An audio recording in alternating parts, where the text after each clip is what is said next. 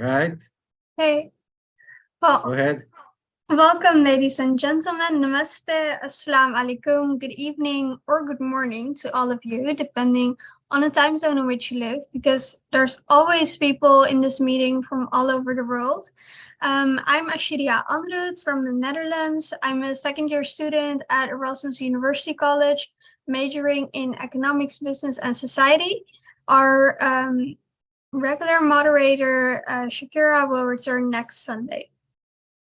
This is the 152nd edition of our Zoom public meeting.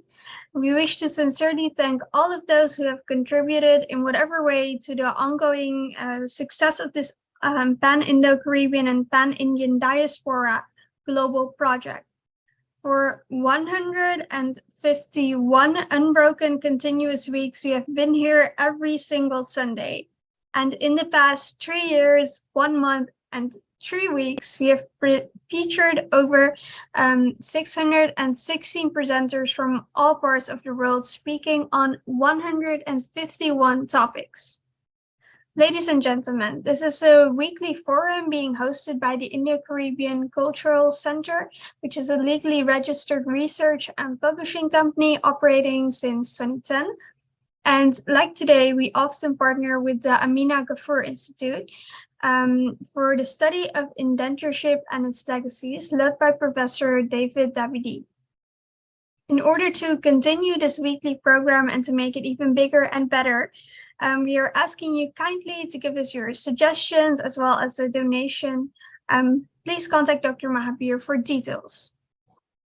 Ladies and gentlemen, our moderator this evening is Shalima Mohammed, the co-director of this Zoom platform, who is a business teacher and researcher from Trinidad and Tobago. She obtained her master's degree in business psychology from Franklin University in the USA. Shalima, welcome. Thank you, Shiria. Assalamu alaikum, everyone. Namaste, and a very warm welcome to all of you. I want to thank you so much for choosing to spend this part of your Sunday or your Monday morning with us. So this public meeting will take the usual form of a panel presentation. It will be followed by questions and answers. To avoid trolls from invading our program, our IT manager, Rabin Ramsingh, has muted everyone. Speakers, you are advised not to admit anyone, not to unmute anyone, and please do not allow anyone to share your screens. Thank you.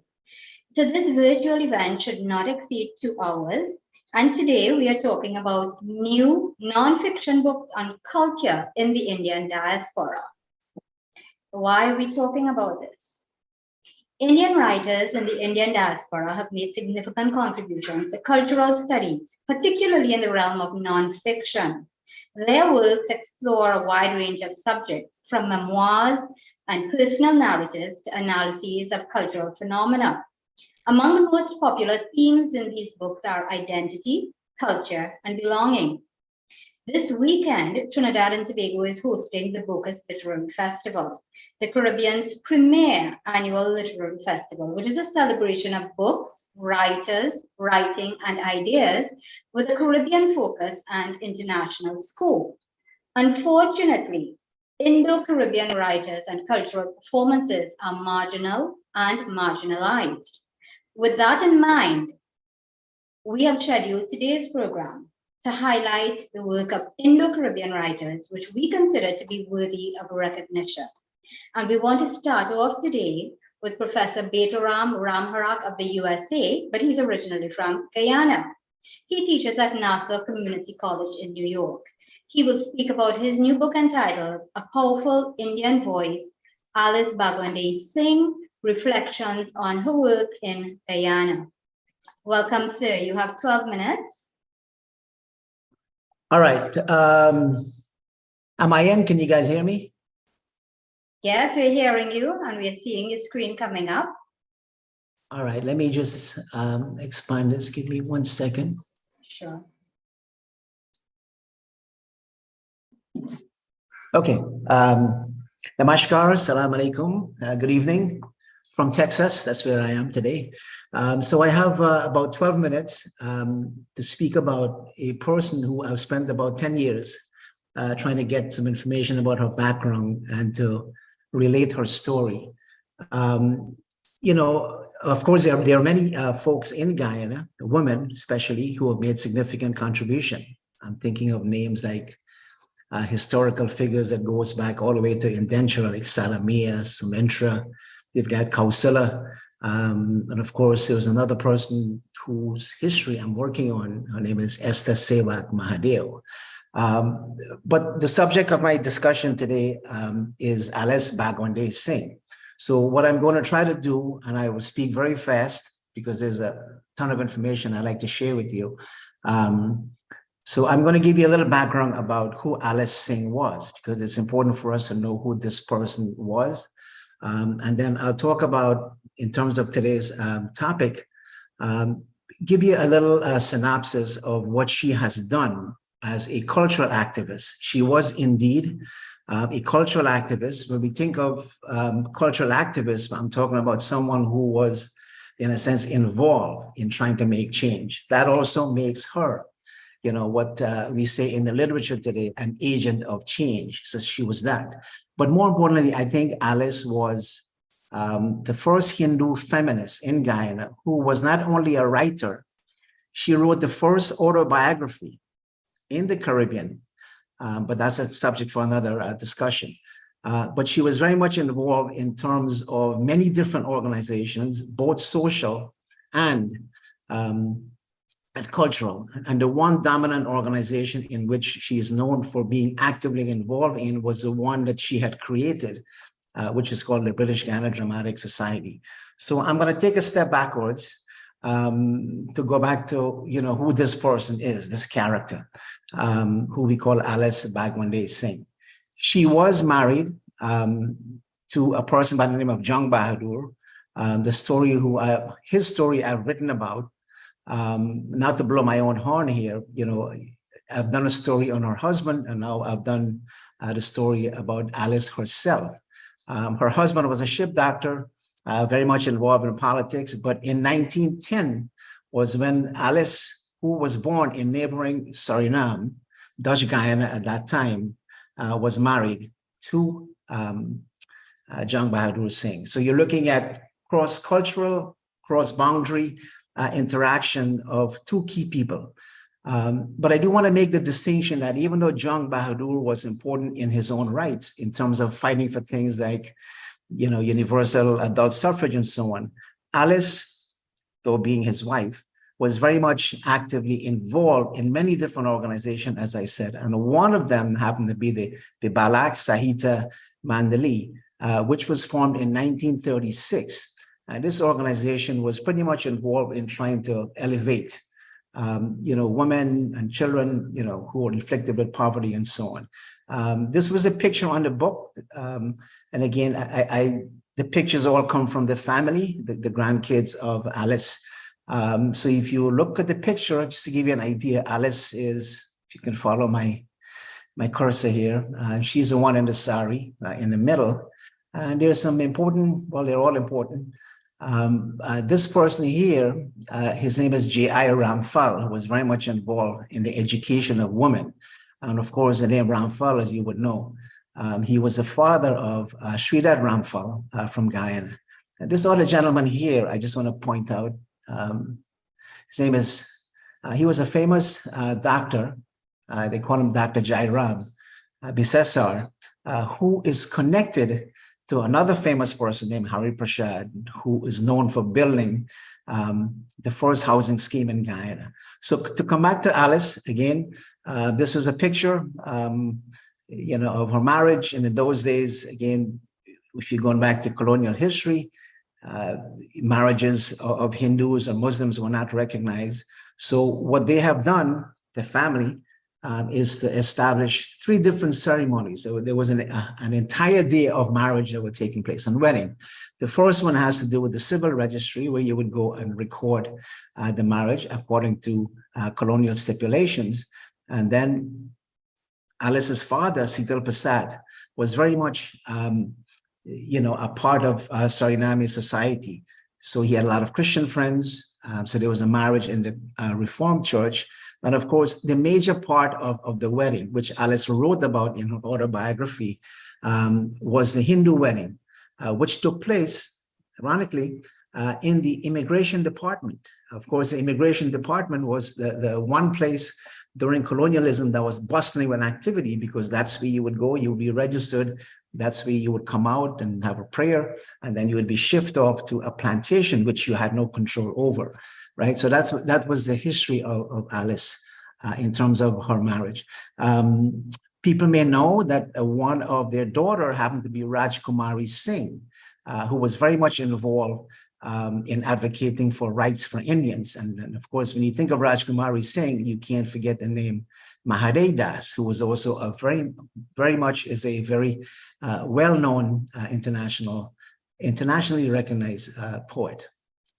The family, J.B. Singh and Alice in England, where he became a doctor. As I said, the father is from Suriname. His name is Sital Prasad. He was a Girmitya descendant of India. He came to Suriname with his mother, Purjari. He was 14 years old, but he worked his way up because his mother was very nationalistic. So he actually he was homeschooled because the mother was sort of suspicious about the Dutch education system. She wanted him to maintain his culture and so on, but he grew up to be what they call, the Dutch word, a hoofdtolk, which is a chief language interpreter. So because of that status that he had, he became very popular, and he formed one of the most important organizations in Suriname called the Surinamese Immigrants Association, which began to do things that were very similar to the British Guiana East Indian Association in Guyana to promote and advocate for Indian rights and so on.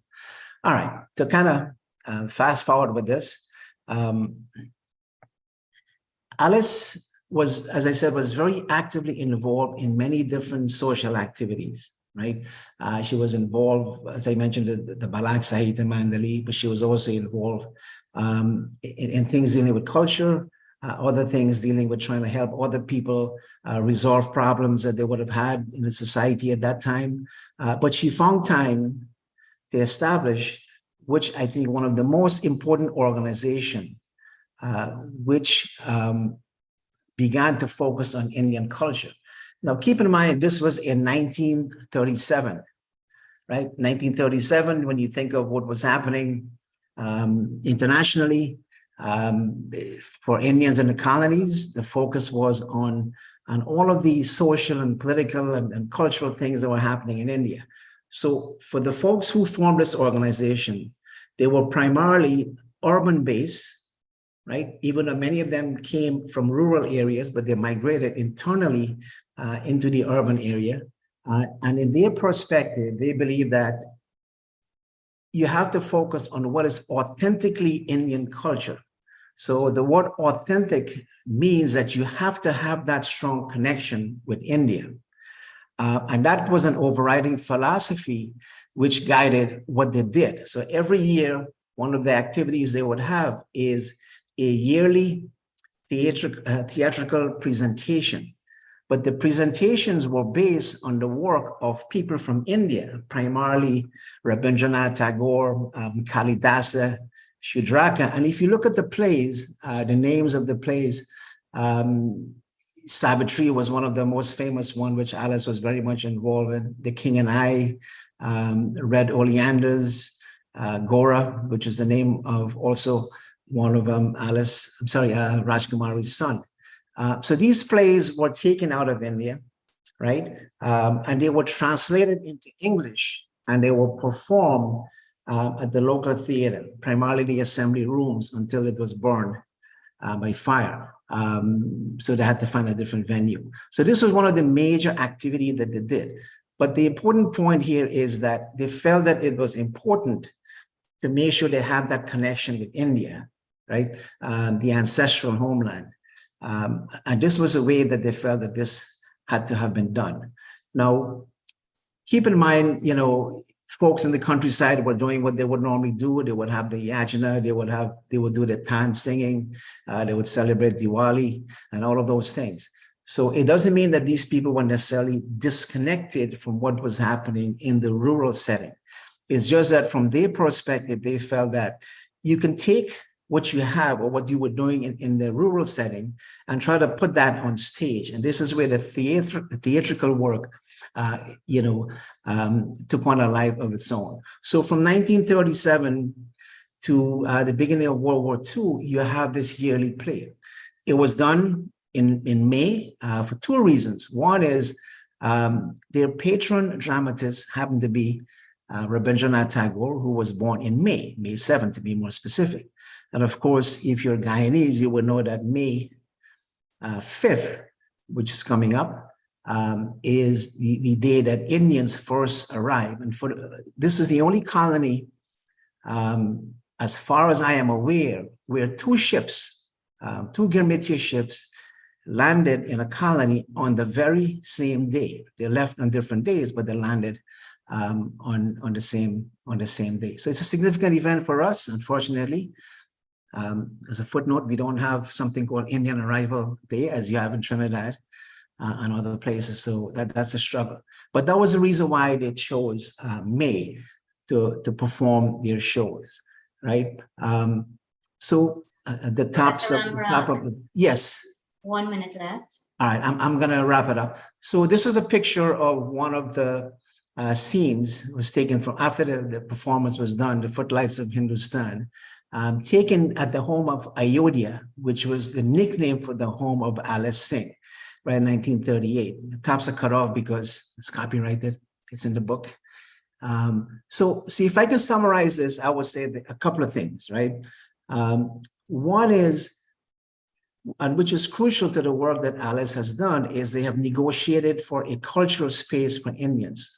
Of course, society at that time was dominated by the European culture. And after that, you have the dominance of the Creole culture. So Alice was able to, because of the work they have done and in her writing, she was able to negotiate that space and in a sense, make sure that Indian culture has that legitimate space in the national culture. For the feminists today, many of them who are writers were not activists. So for some reason, Alice has been buried in the archives. So she was a writer because of her autobiography. She was also an activist because she was actively involved in the field in trying to promote culture. So she wasn't just a writer, right? Something that Marxists would call praxis. I've argued that she was an agent of change. She was a strong Hindu woman. She was in charge of the Lakshmi Sabha, which was the part of the Mahasabha organization that her husband actually ran. So being an agent of change and not necessarily depending on the strength of her husband was something that she is also known as. And I have to end by ending that what they were trying to do is to promote that, what they termed authentic Indian culture. And I think that tradition that she has left behind was later picked up by her daughter, Rajkumari Singh, who also, formed organization of their own, something called a messenger group.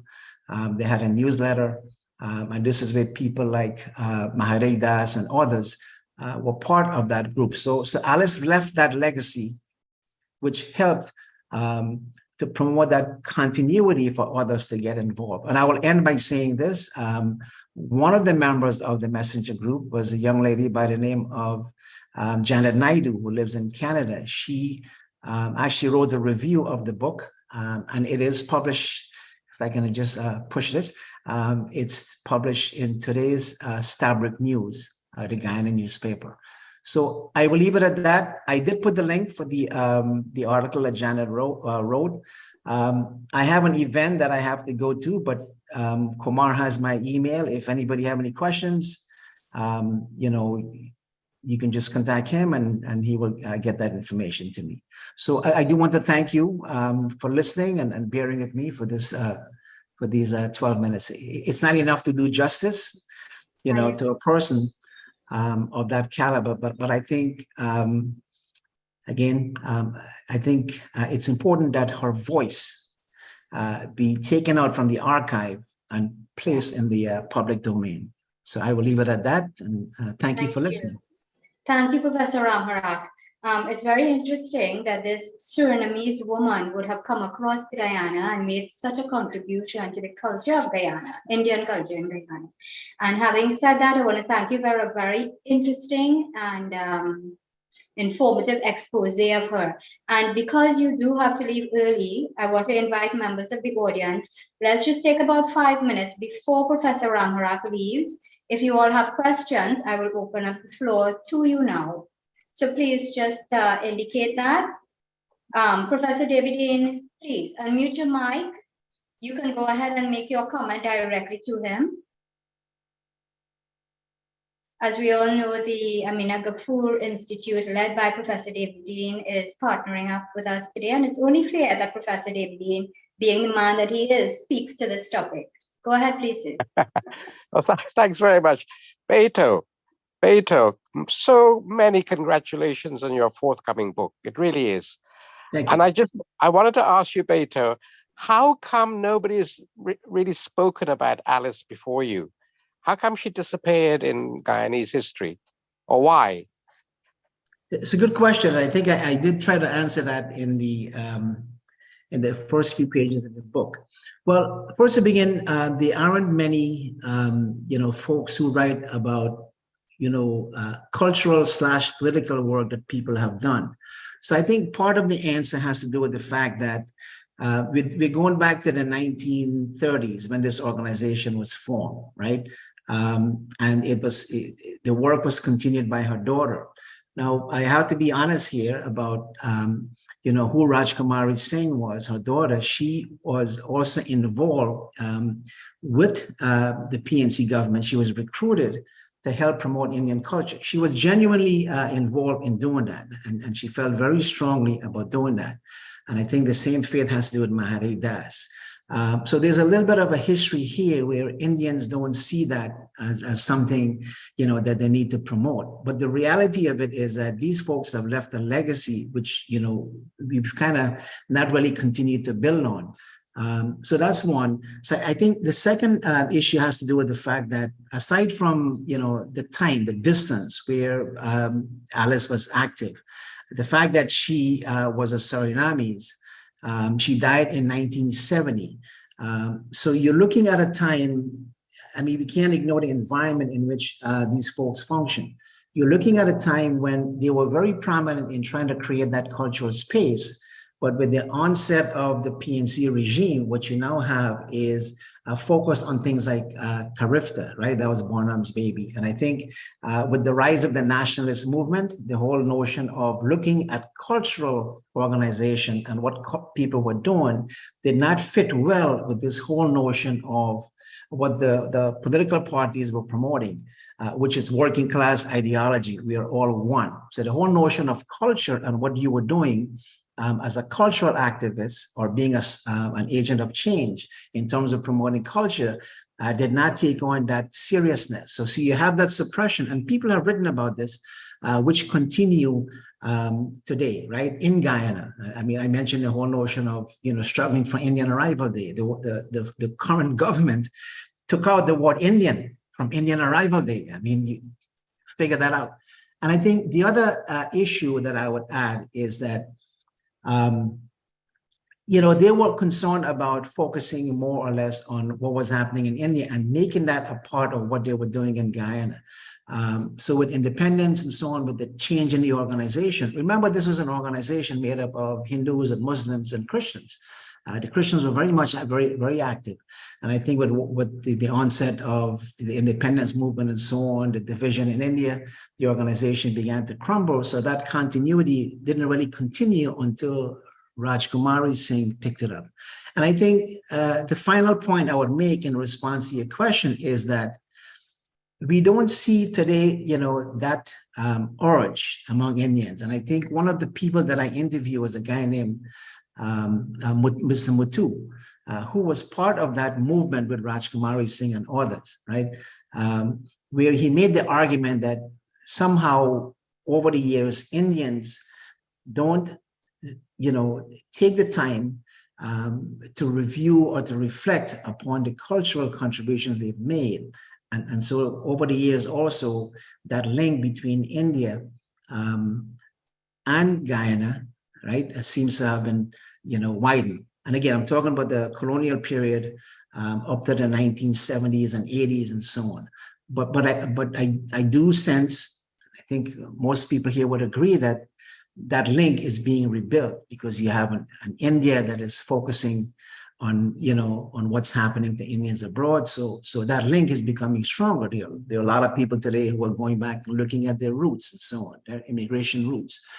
So I think for all of those reasons, we do have that. And I would add one more thing, because it's coming to mind as I'm speaking, which is the idea that we don't promote this kind of culture. When I was in high school in Guyana, I'm learning about European history, Sir Henry Morgan and all of these folks. So the emphasis was not so much on who we are as a people, right? The history of Africans, the history of Indians and Chinese and so on. All of that has been lost, at least in the curriculum when I was, and I'm sure with you, David, when I know you left Guyana very early, but obviously that strong cultural link about, linking people's history and learning about their history was sort of absent, from that curriculum. I've said a mouthful, but I think for all of those reasons, and if I can add one more thing, we don't have a lot of writers who are looking at these things historically. When you look at all of the work that the women have written, Trinidad have had a head start when it comes to looking at people's history and culture, with people like Sam Selvin and V.S. Naipaul and so on. Everybody else were kind of late in moving, but my point is, I'm echoing a sentiment that Ramabai Espinay from Trinidad, who teaches in Canada, I believe today, made the argument that there wasn't that market for people. When she began to write about Indians and their history, there wasn't that market. And this was, she shared that information with Frank Birbal Singh. So, the mass of people who would be interested in that history, our history, and who would be willing to purchase the books and subsidize what they're doing did not exist. We didn't have that at the local level. We didn't have it at the university level. And, so those people found an outlet when they came to these Western institutions. So I would say it's a combination of all of those things. But I would end by saying that I think there's in history today, the fact that we have so many people here today who are speaking about what they have written about, there is an interest and a growing interest. And I think that gives me a level of comfort. I know I've dragged on, I'm sorry. That's fine. We really appreciate all that you've shared. And today was your day to highlight your work and as well the work of Alice Bhagwandari Singh. And having said that, where is the book available? Anywhere you want. It's Barnes & Noble, it's Amazon, it's Ex Libris, which is a publisher. If you Google it, it will come up. You should not pay more than, it's a little chunky. It's about 500 plus pages. It's you should not pay more than $23 for this. Okay, great. Can you hold it up so that the audience can see it once again? Great. So we encourage everybody to please go out and get a copy of the book. Thank you very much, Sid. Thank you. Thank you. You're welcome. Enjoy the rest of your day. So ladies and gentlemen, we move on now. Dr. Sarita Boodoo is from Mauritius. She is the chairperson of Bhojpuri Speaking Union. She will talk about her latest book entitled Geet Gawai, Bhojpuri Folk Songs of Mauritius, A Pride of Humanity, an ode to guitarines of Mauritius. It's midnight now in Mauritius, so she had prepared a video which Robin will now play for you.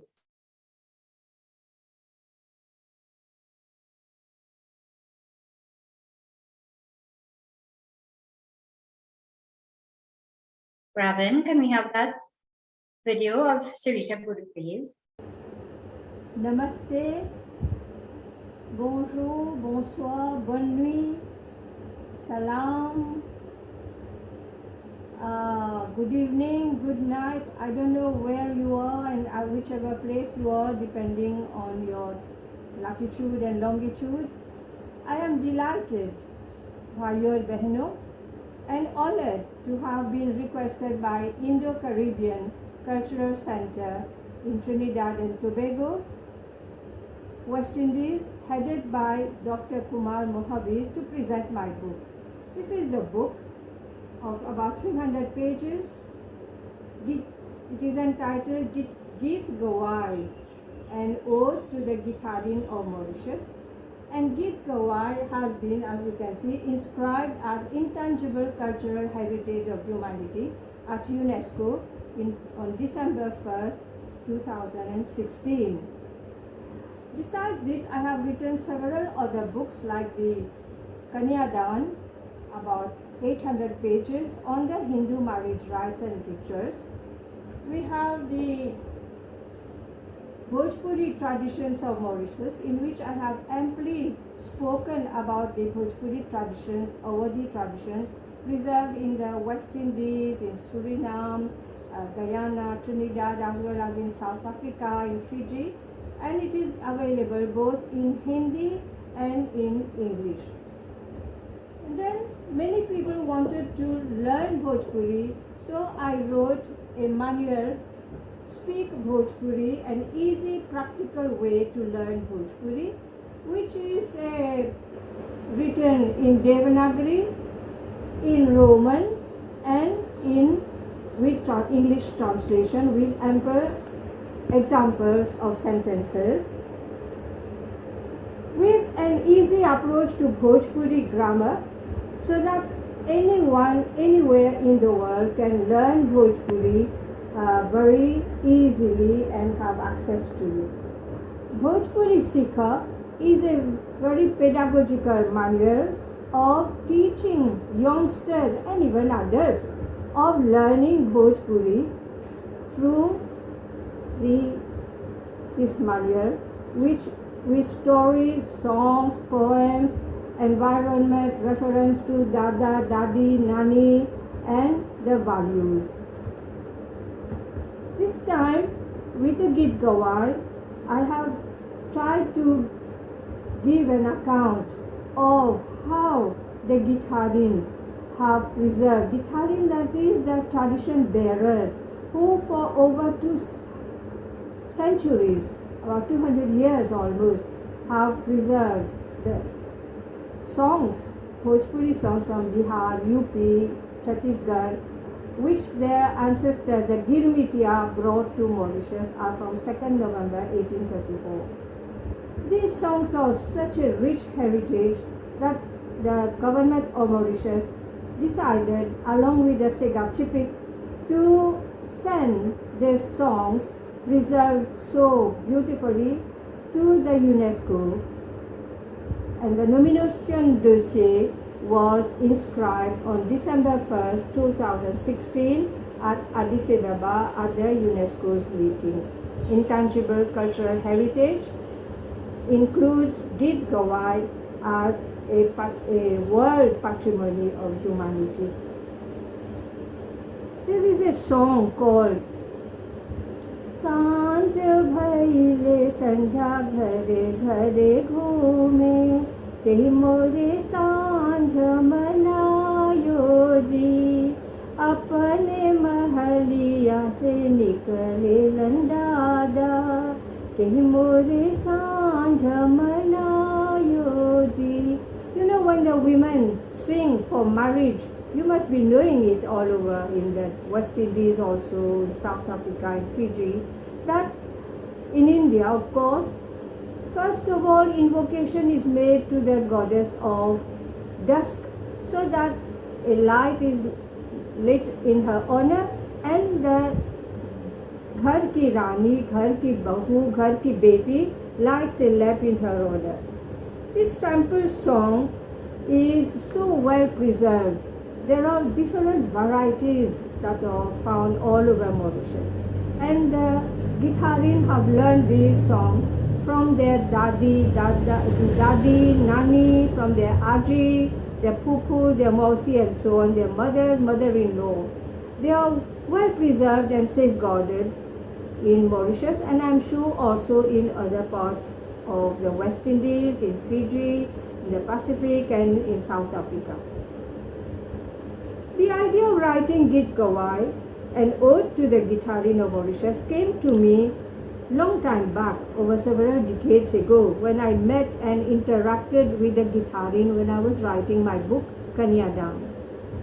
I was requested about 4 years ago by the Antarashtriya Sahyog Parishad to write a book on Git Gawai, as they were very much impressed by the presentation in Delhi by a group of 25 Githarin of this when they sang their medley of Bhojpuri songs during the time of wedding and other joyous ceremonies. In this way, Git Gawai, an ode to Githarin, came about after 4 years of intense research and documentation. It was published by the Diaspora Research and Resource Center of the Antarashtriya Sahyog Parishad and Prabhat Prakashan in January 2023. It was launched in New Delhi in January 2023 and in Mauritius on the occasion of the International Mother Language Day on 21st February 2003 at Indira Gandhi Center for Indian Culture by His Excellency the President of the Republic of Mauritius, Shri Prithviraj Singh Rupan Ji, and Her Excellency Srimati K. Nandini Singla, the High Commissioner of India in Mauritius. The book Git Gawai is well researched and documented. It was brought to the shores of Mauritius, as I have said, by the Girmitias. The tradition bearers, the Githarin, have preserved this rich oral musical ensemble that encapsulates a harmonious blending of the different aspects of the life cycle rites of passage and associated customs and traditions. I have written this book as an ode to these Githarin, to pay them tribute for their valuable work in handing down from generation to generation this rich heritage of Bhojpuri songs.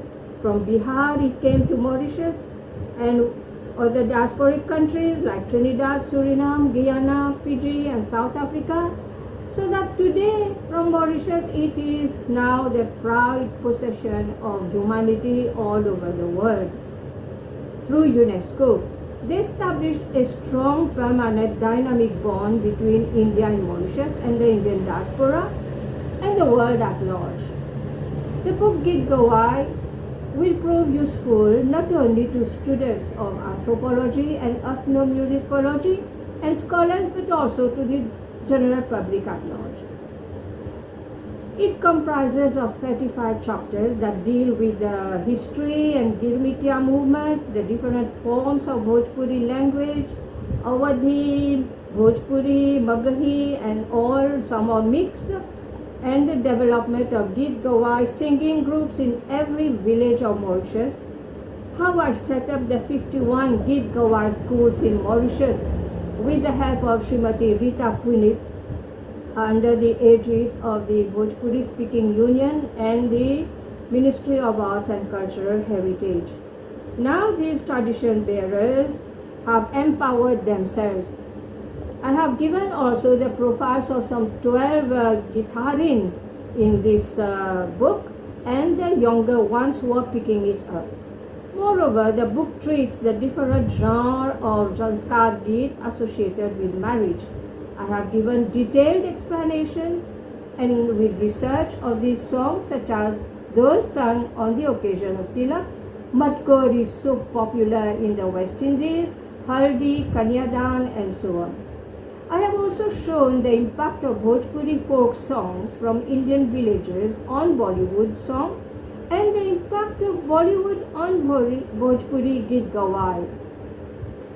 The Git make a lot of reference to jewelry, family bondings, nature and environment, gods and goddesses and village spirits. The teasing and mockery songs such as are found in the Ramcharitmanas. These are known as Gali or Gari songs. The 5 Mahadev songs sung in honor of Shivji, the Lord of Romance and Love. The Jhumar dance and songs which imply dancing also. the relationships to planets, the Dholak Puja, and known as Mandar Puja.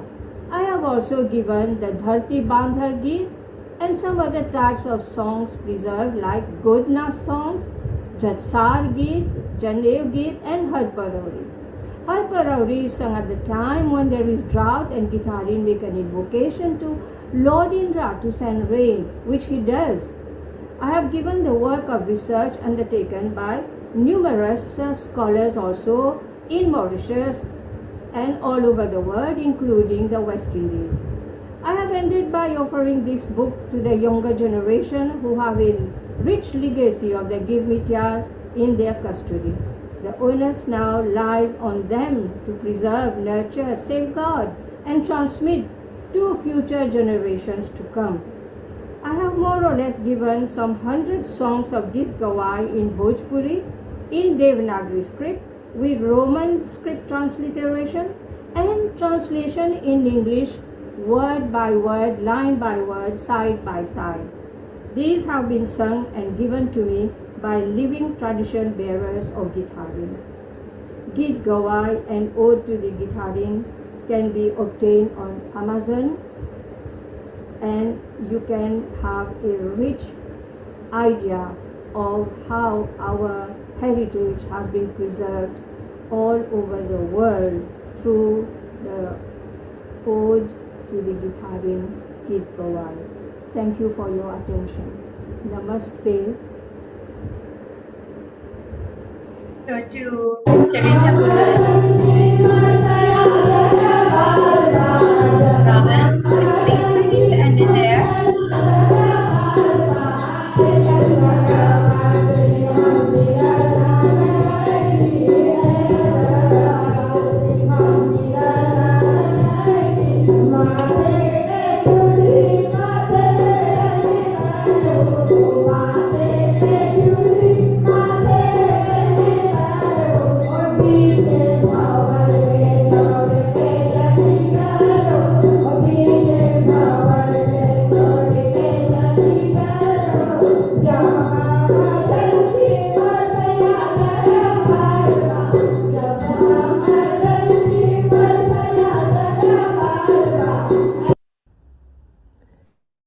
Okay, so that was an excellent presentation, and I agree with Banmati.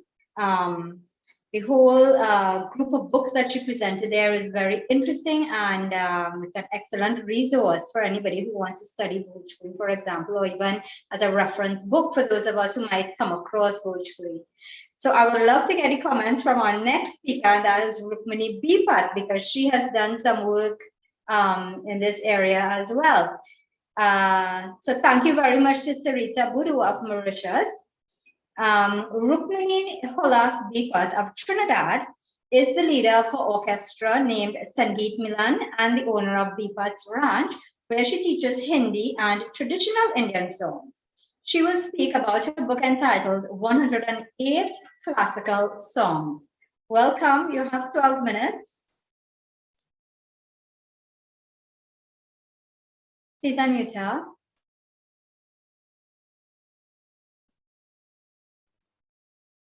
Okay, you're unmuted now. Go ahead, please. Right. So I want to ask Ravin to put on the first slide for me.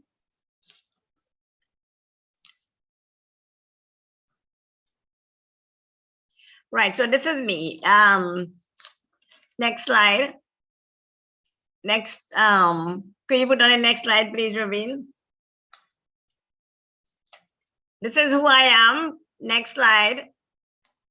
Next one. These are all just facts about me or my biodata. Can we go to the next slide? Right. These are the books that I have published so far. I have published 6 books so far. But I have Sarita's book. Sarita Buru was one of the first authors I met. And she had given me a copy of her Kanyadan book as well, and another book that she had that I still have in my possession. And before that, I had been doing research for these books. And I thought that as my parents were from my grandparents were from India, from Bihar, and they brought with them a wealth of songs. My parents had known them. And all these songs have been handed down through oral traditions. So I had to categorize them, put them in different sections, like in the Janam Geet I had where we are having celebration for Chatti, Barahi, and so when children are born. That's the Janam Geet, the yellow one. Then I have the one with Vivaha Geet where we have the songs for Matikor night, the Lawa night when you patch in Lawa, and then the actual wedding ceremony, complete with ceremony, songs complete with ceremony. Then I had, well, actually I did these books in accordance with the Hindu scriptures where we have, where we follow in Hinduism. First, we have the Brahmacharya stage of life where we have the Janma, where children are born and they grow up to become educated. And then the next stage will be the wedding, which is the Grihastashram. So I did the Vivaha Geet for that. Then the next stage would have been the Vanaprast, which is when you go on Tirat and so on to try to get rid of some of the things that you have accumulated, the sins you have accumulated during lifetime. That, and then after that, final stage would have been death, which is Antishti Sanskar. So I did my books in that order. So it wouldn't be too, people will be able to see and appreciate and use them as they are. Then after that, I did a book of poems and expressions and so on. But then I did this book on classical song because I am one of those teachers who assist the Hindu schools in Sanatana Dharma Mahasabha to compose songs and to teach the younger generation. So every year they do, well, these are some of the people that I teach. I taught more than 20 mandirs throughout Trinidad and Tobago to sing these songs, to sing the Chatti songs and the Barahi songs and the wedding songs. So they would go on and pass on the tradition to the children.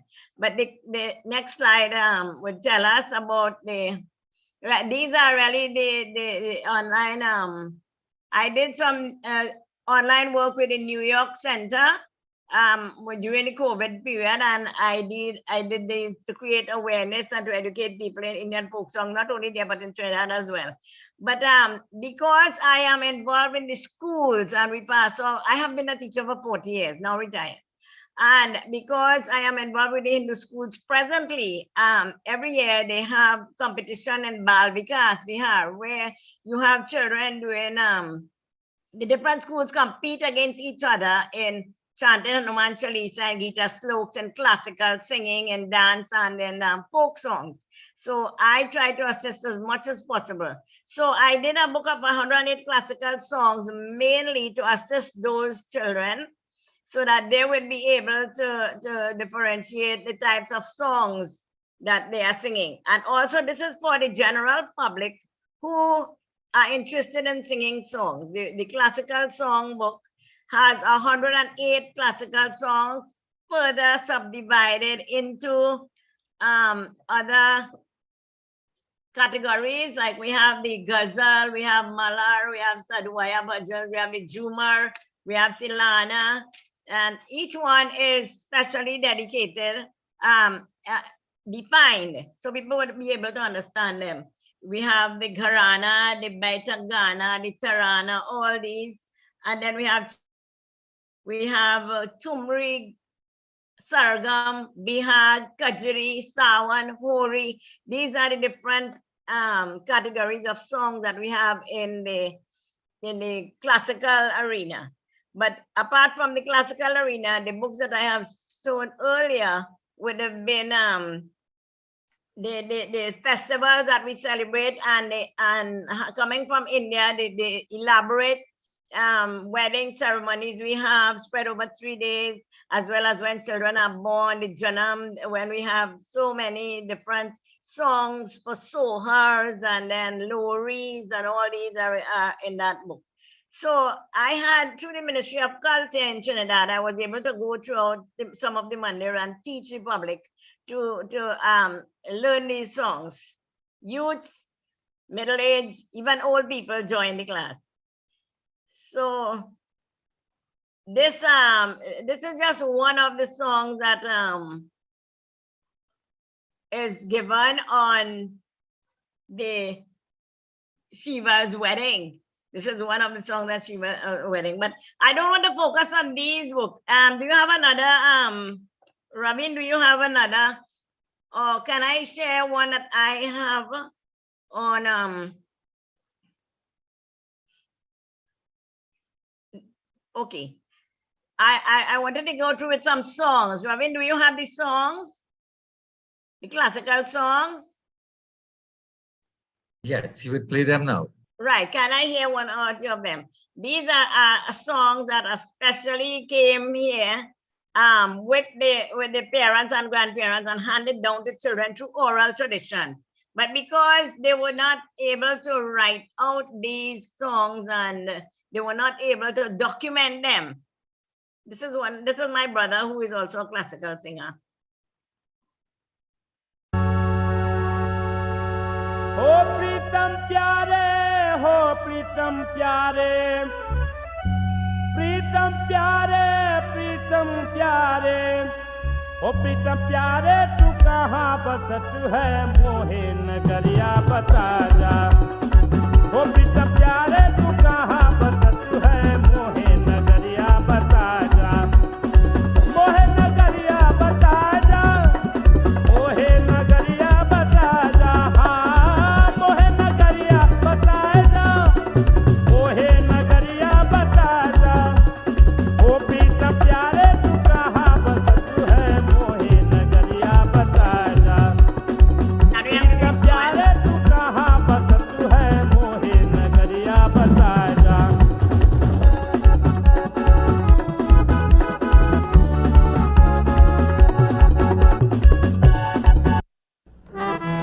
Okay, these are my parents from whom we all learned. My father and mother, they passed on all these traditional songs and it's me here singing at a younger age with my father when we used to go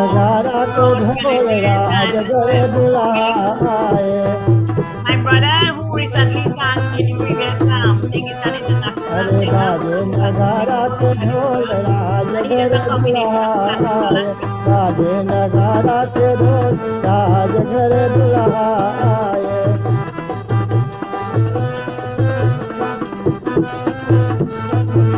दुल्हा आए दुल्हा आए दुल्हा आए दुल्हा आए बाजे नगारा के ढोल राज घर दुल्हा आए बाजे नगारा के ढोल राज घर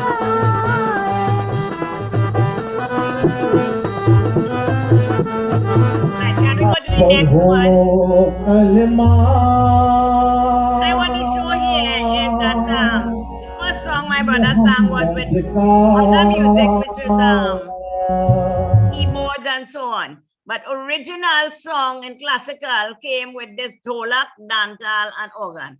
So this is the original way of singing the classical song. But it can be sung with other instruments as well. Go ahead. पढ़ो कलमा मोहम्मद का मोहम्मद नाम लेकर मोहम्मद नाम लेकर पढ़ो कलमा मोहम्मद का पढ़ो कलमा मोहम्मद का मोहम्मद नाम लेकर मोहम्मद नाम लेकर करो इस्लाम को कायम करो इस्लाम को कायम Mohammad Right, so in that one there, that one was a kasida that I had included. We have kasidas and kawalis as well included in the classical songs. And that guy who was singing there, so one of my students, since he was 10 years old, he was in my class and he grew up to follow these classical singers and learn from them. And today he himself is one of the most popular classical singers. Here we have another one, Yusuf Khan, who was a community worker and lots of people learned for him and he never refused to teach others. Sewri का गृही आए दशरथ के दुलारे सेवरी के गृही आई दशरथ के दुलारे सेवरी के गृह दशरथ के दुलार सेवरी के गृह आई दशरथ के दुलार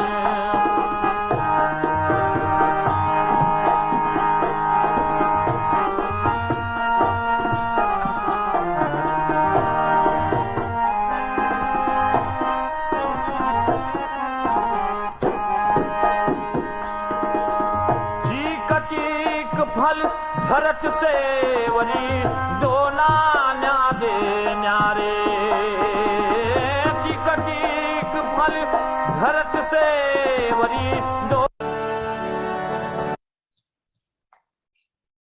This is one of the most popular singers we have in Trinidad, Rakesh Yankaran, who learned all these songs from his father, Isaac Yankaran. All the Yankaran brothers and sisters were into music, and most of them are still into music. And classical singing was the traditional songs of the father, Isaac Yankaran, and I see almost all the children picked up from him. So here we have tradition being passed on generation to generation from father to son, and he would teach his sons up to grandchildren.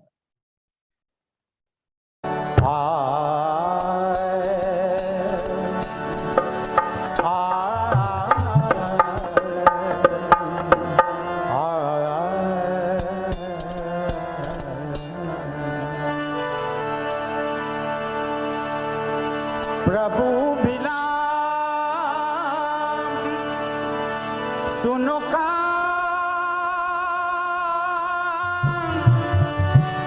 विकलमय Manan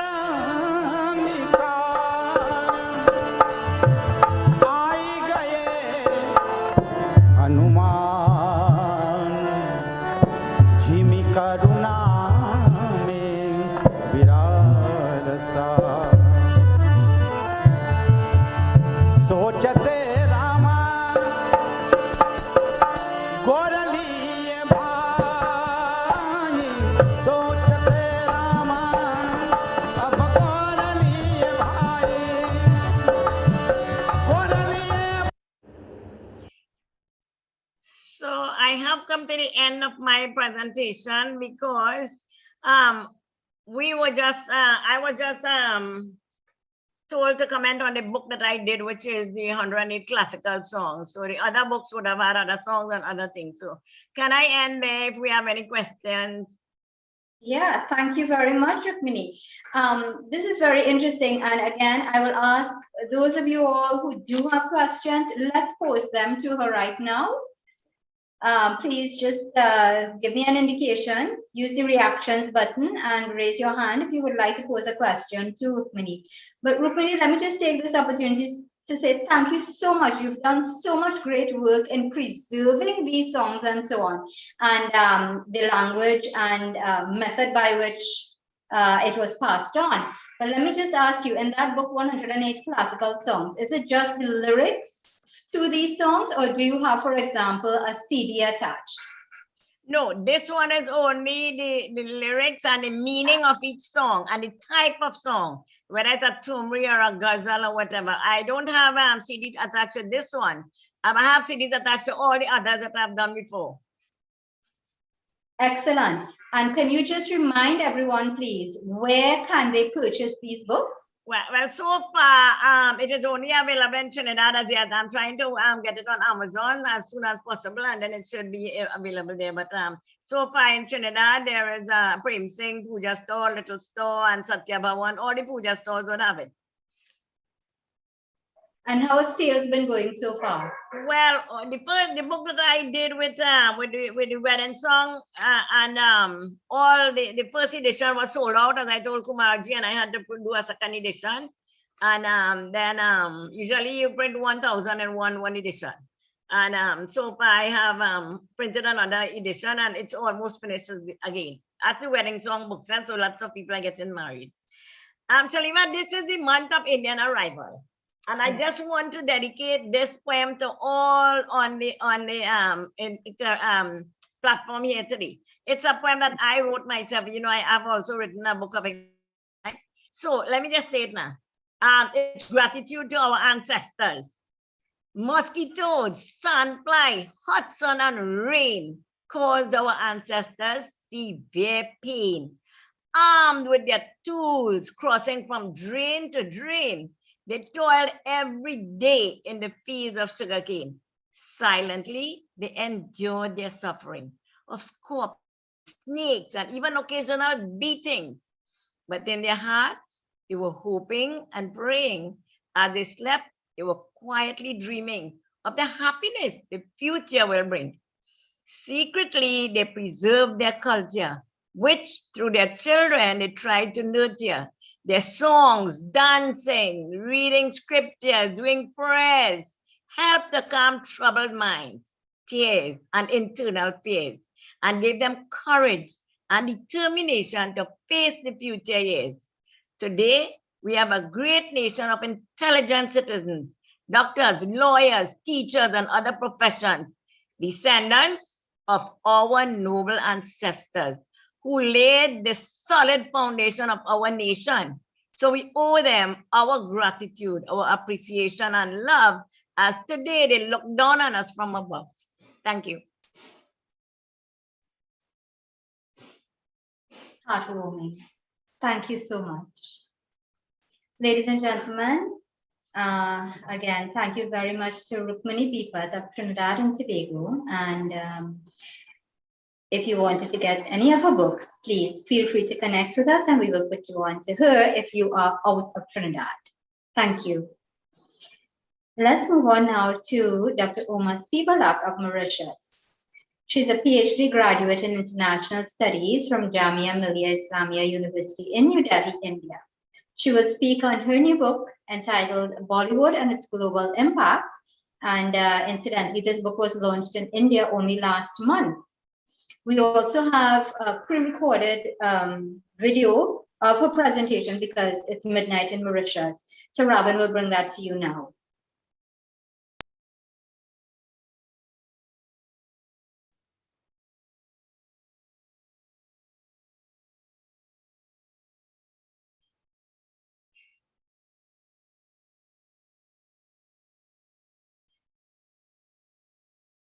Namaskar.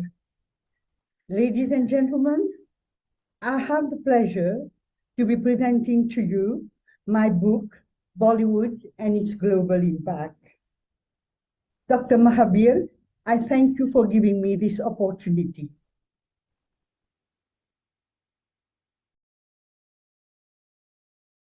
My book was launched in Mumbai, India on the 13th March 2023 by the most eminent filmmaker and producer of Bollywood, Mr. Mahesh Bhatt. And this what latter had to say about the book. I am awestruck by her devotion. The book is like a textbook.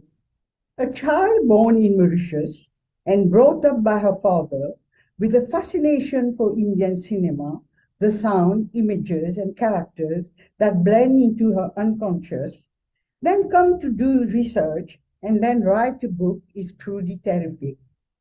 This book deserves to sit on our table as a treasure, which will keep us locked and refer to whenever we feel the need.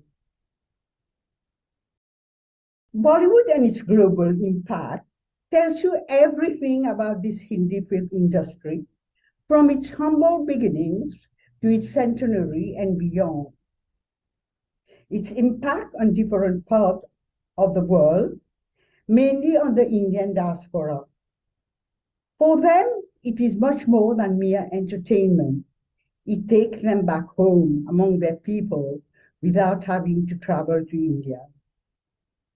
In his novel, The Moor's Lost Side, published in 1995, author Salman Rushdie described Bollywood as epical, mythical, tragical, comical, super, sexy, high masala art, while Richard Collis described Bollywood as the movie that sings, the movie that shows beautiful people suffering glamorously, wrestling with dilemmas of family honor and filial loyalty, and when words can't express the ache or odor in their hearts, dancing vigorously with a couple of hundreds of their best friends.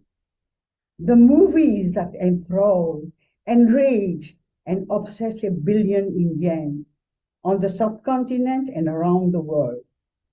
The one that almost no serious film critics west of the Suez notices, let alone cherishes. The book poignantly captures the multifaceted phenomenon and global force that is Bollywood. It successfully highlights the cultural mores, values, and tradition of India, while at the same time critically chronicling how the Hindi film industry has managed to project the diverse cultural and social fabric of the country to millions, both at home and abroad.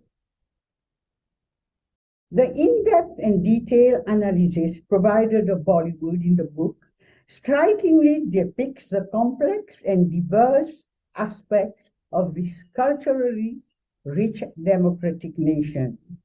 It shows the progress and maturation of this Hindi film industry from its auspicious beginning into the global behemoth that we know it to be today. It gives a convincing account of the evolution and transformational change that Bollywood has brought about to India's global image.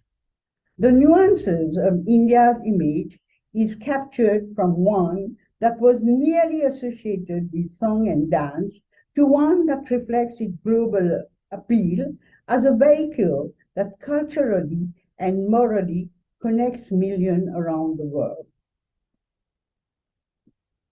From the global popularity of Raj Kapoor to the de facto cultural ambassadorships held by megastars such as Amitabh Bachchan, Shah Rukh Khan, Amir Khan, Priyanka Chopra, Deepika Padukone, among others, the book illuminates Bollywood's success in utilizing film as both a repository of Indian culture and values, as well as a platform to combat injustices and improve social conditions.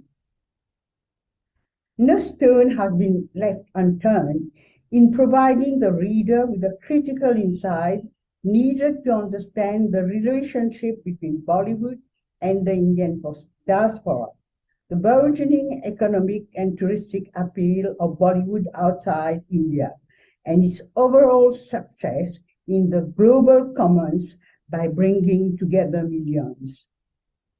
As a whole, the book makes a robust and compelling case that demonstrates the vast extent to which Bollywood has contributed to advancing the image, reputation, and brand India. The birth of cinema on 28 December 1895 coincidentally carried with it a reference to India. The country's name was associated with the birth of film, since the venue chosen by the Lumiere brothers to show their short program, consisting of 10 clips, was the Salon Indien, situated in the basement of the Grand Café at 14 Boulevard des Capucines in Paris. The organizer made a great effort and put in a lot of hard work to give an Indian touch to the venue, decorating it with Indian artifacts and colorful, sumptuous Oriental rugs. The advent of cinema in India. Unlike many other commodities and technologies that took years to come to India, cinema arrived in the subcontinent a mere 7 months after it was introduced in Paris by the first filmmakers in history, the Lumiere brothers, Auguste Marie-Louis Nicolas and Louis Jean. So India was not left behind where cinema was concerned. It was part of this global phenomenon from the beginning. Just 6 months after the Lumiere brothers' invention was premiered in Paris, the cinematograph landed on the shores of India in 1896. On the 7th July 1896, as the Tsar of Russia was viewing the first film in St. Petersburg, Bombay was lucky to have its own screening in the city at the very same time. This was primarily due to India's geographic importance, as in those days, ships going from Europe to Australia had to make a stopover in Bombay. The ship developed a snag in Bombay and had to remain in the port for a few weeks. Maurice Tessier, the Lumiere envoy, then hired the Watson Hotel to showcase the films. However, like all the best British clubs and hotels in the colonial period, it was not open to Indians. So the novelty was the venue Marius Tessier chose to accommodate the Indian, who paid the sum of 2 rupees each to watch the film. As a matter of fact, in 1913, India had its full-length silent feature film, Raja Harishchandra, made by Dada Saheb Phalke, who is hailed as the father of Indian cinema.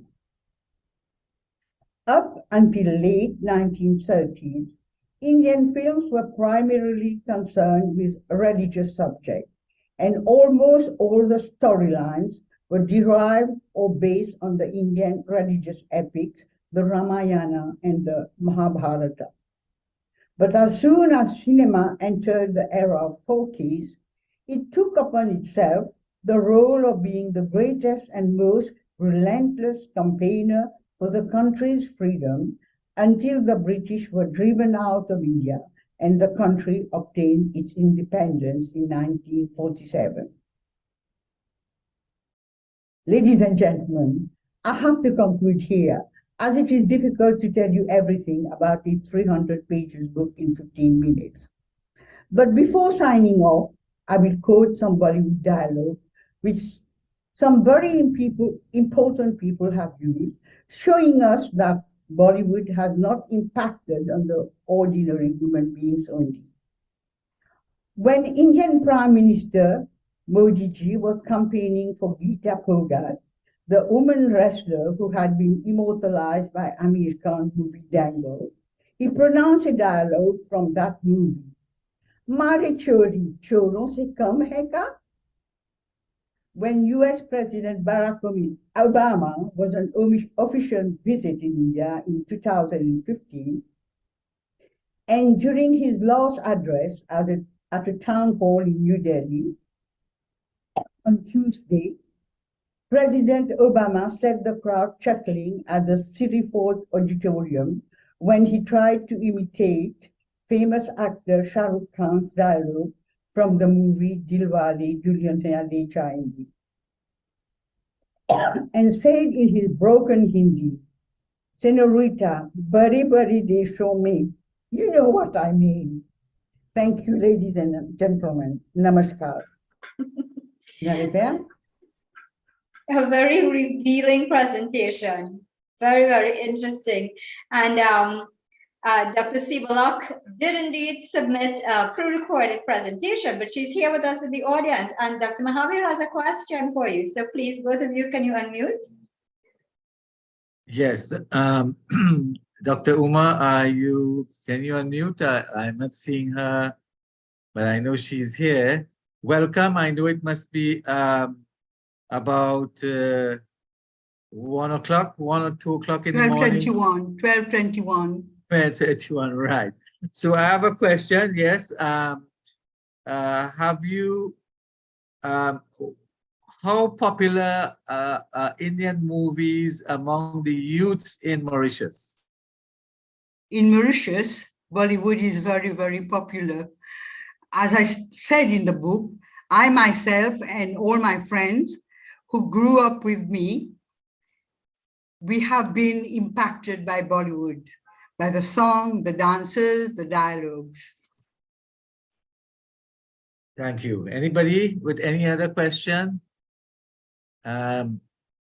Just let us know. But have you looked at the Caribbean or the Western world, the impact of these Hindi or Bollywood movies?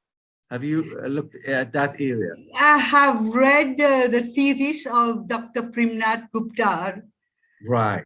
Yeah, I have read it. So I haven't, I know a bit how much you are involved with Hindi films.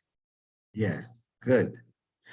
Okay, so that's all I have. If anybody has any question or comment, then Sharima, we can move on. We have Yeah, I'm not speakers. seeing any raised hands, but I want to ask Dr. Sibalak, in doing the research for the book, did you come across any movies that had a theme of indentureship? Not yet. I didn't, maybe there is, but I didn't. But somebody very close to me has handed me a script about indentureship, which I have promised to give to Mr. Mahesh Bhatt, the film producer, and ask him to make a film soon. And he has agreed. He has agreed. Excellent. So we look forward to seeing that. And thank you so much for your work, for your presentation, and for sharing with us. We really appreciate it. Thank you so much. Thank you, Dr. Mahabir. Thank you. Welcome. Okay, so ladies and gentlemen, let us move on now. We have for you Dr. Lenroy Thomas of St. Vincent. He is, however, resident in Turkey. He's the co-founder of the St. Vincent and the Grenadines Indian Heritage Foundation and has research records at the National Archives in the UK. He will speak about his book entitled Stories from Our Indian Elders. Go ahead, please. You have 12 minutes. Yes, are you hearing me? Yes, go ahead. Okay, so I hope to finish in 10 minutes and 2 minutes to play a song to show contrast of our culture in St. Vincent with that of the last speaker. Everybody speaking for the last with those cultural items.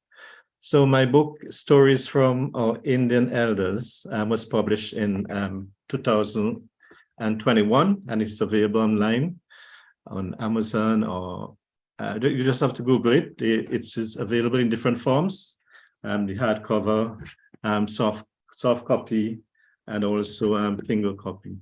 Yeah, I must say thank you to the organizers of this program for inviting me to participate, and good evening to everyone. So this book is about the Indians who left India and went to St. Vincent. It gives a brief history of their journey and what happened to them over the years up to this point. And in the book, 8 Indians are featured, and they tell of their life stories and their experiences. A lot of what is shared is about their culture, of course. 2 of the elders who were interviewed in this program, in this book, unfortunately, died recently. Only yesterday, Elise Williams' funeral was held in Montauk in St. Vincent, and Mr. Winston Bacchus, he passed away recently too. His funeral is to be announced soon. So I want to dedicate this program to them, and at the end of the program, I'll show a little video clip of a part of the funeral of Miss Elsie Williams to show the difference in culture in St. Vincent as compared to probably Trinidad or Guyana. So the topic, Indian culture in the diaspora. I think when we look at this, we have to consider the circumstances that occur in the different colonies in Trinidad, St. Vincent, and look at what has changed and what has been retained. In the case of St. Vincent, there was only a small amount of Indians who went there under 2,500. And the indentureship period lasted only about 20 years. I mean, the time when they arrived in St. Vincent from 1861 to 1880. So there was not a constant flow of Indians coming in to rejuvenate the culture.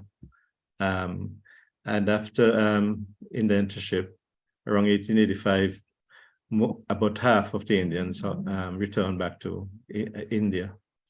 So of the 1,300 that remained in St. Vincent, a lot of them died also from diseases such as dysentery. And then we had a volcanic eruption that I estimated to be about 600 Indians died of the 1,565 reported, because a lot of them lived at the foothills of the volcano. And by the time the census was taken in 1911, there were only about 100 of the original Indians who remained in St. Vincent. So the census showed that there were 263 born in St. Vincent. So you're talking about only about 100 original Indians at the time, at the beginning of the 20th century. And most of them assimilated into the community and were creolized in a sense. And they became Christians. A lot of them became Christians. Most of them. But from that time on, as you know, the Indian family, in Indian families, they would have a lot of children, probably an average of 7 to 14. So by 1960, 70, there were about, we estimate that there were about 5,000 Indians in St. Vincent. Now, going back to the topic of culture, when I was younger and growing up that time in the 70s, 60s, 70s, I thought that culture was just song and music. When you go to a cultural show, you would hear about folk songs and things like that, and music and drumming and all that. And when I went to CUC in Trinidad, University of Southern Trinidad, I did some studies in sociology. And, we know that culture is a way of life. It's everything that you do. It involves everything, So when we look at Indian culture, we're talking about the culture from the subcontinent of India, or the way of life of the people of India. How has it changed in St. Vincent when the Indians come to St. Vincent? What has been retained? And so if you look at the things that I think, well, I listed some here that was covered in the book that I wrote. Some of the things that were changed in the case of St. Vincent's. I think one of the most important is religion. Most of them very early on became Christians. They were christened and given Christian names also. And the dress changed to a British type of dress. Jewelry, they give up the jewelry because of the religion. Language was changed. Then the attitude over the years have changed also, because earlier on, for example, they would not marry outside of the Indian community. But more recently, we see that happening, that they are their marriages outside of the Indian community. Songs and culture of Indian heritage is virtually non-existent there. It's only seen when there's a culture show, where there is a sort of effort to put it on display. The extended family is no more in St. Vincent. We only have a nuclear family, mother, father, and children. That could have been very early on in the 20th century, but since growing up from the 60s, in my experience, you would have a nuclear family. So you don't have the grandchildren living with their grandparents as much. Of course, we adopted different type of food in St. Vincent because you had to eat what was available. And of course, also the eating habits changed to knife and fork from fingers and so on, I only experienced that kind of stuff when I went to Trinidad in 1980, where I saw people eating, the Indians eating on leaves. This is a quote from my book. It really just summarizes the way Indians were converted to Christianity, and also touched on how their names were changed. Another quote here gives an example of the community of Richland Park, where I grew up, in regards to the Seventh-day Adventist Church. The Indians got involved in the formation of a school, a primary school, out of need, because there wasn't a school in that location, a primary school. They had to walk on stony roads to a place called Mesopotamia. So the Indians got together and formed a school, and then through that over the years of secondary schools developed, and then a lot of Indians had the opportunity to get tertiary education, secondary and tertiary education. So the Indians became Seventh-day Adventists through that organization. A lot of the Indians in St. Vincent became Seventh-day Adventists. And that means that you can't drink alcohol and you dress in a certain way. So the cultural aspect also of India was lost because of the conversion to Christianity. So what has remained? These are some of the things I think has remained from the Indian culture. Entrepreneurship, being thrifty, and the Indians always got involved in businesses, their own entrepreneurial enterprises, such as shops, trucking, manufacturing. They're still doing that in St. Vincent. They plan ahead for in regards to savings. And they're very ambitious. I think that those are characteristics that were brought down from India. They would try to get the best education for the children and purchase property. There's always been upward mobility among the Indians, where, for example, they started out in thatch houses, then they moved to board houses. Now they have luxurious houses, and they're generally hardworking people.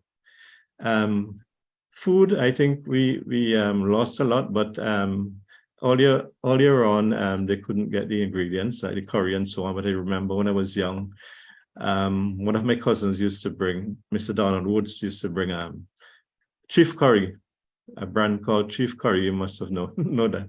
You must have that from Trinidad. So now the ingredients are available, so people are using curry and other Indian food. And they have become popular so that our food has impacted the rest of the population. The Africans are using rice and curry as staple food also. So what is there for the future for St. Vincent? We only have about 1% of the population, about 1,200 Indians who identify themselves as Indians in St. Vincent, although there's about 23% that is that classify themselves as mixed. So we have Indians inside of the other races, but a lot of them are migrating, and they will continue to migrate.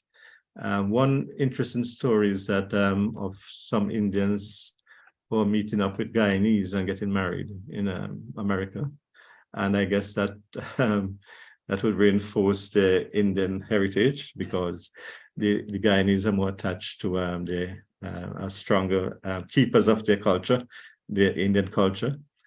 And over the last 30 years or so, we have been exposed through the internet and so on to our Indian culture. So there's a desire to know more for roots, linking up with other communities in different locations and collaborating for synergies. So yes, that's about it. That's my presentation. I hope I haven't gone over the time. I have 2 minutes, I think. So I'm going to show in the next slide what a contrasting piece of culture in St. Vincent as compared to Trinidad, for example, where this was at the funeral yesterday. I took a clip out, and let me just see if you have my song on. Your song is on, and we can listen to it, and dedicated to one of our elders who was interviewed in our book. Thank you. You notice the Indians say Christian song.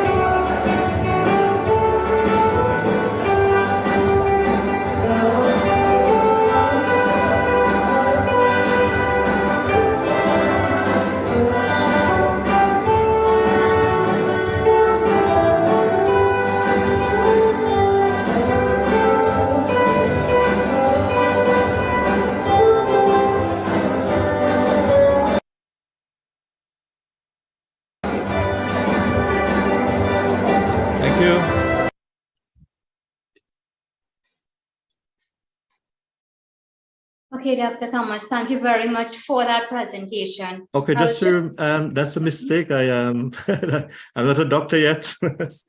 Oh, I'm sorry. Yeah, I have a master's degree. Okay, Yeah. all right. But So, the D is for Donald.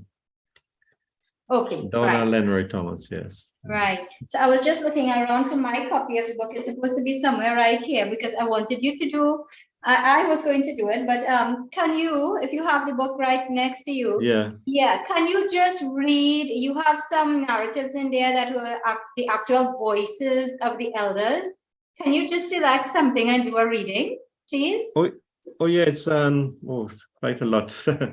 Yeah, most just of it select is from at least one of them. And if you have, while you're looking for it, I just want to say that on behalf of myself and the others here from the ICC and all our participants, we just want to extend our condolences to the families of Mrs. Elise Williams and Mr. Winston Bacchus.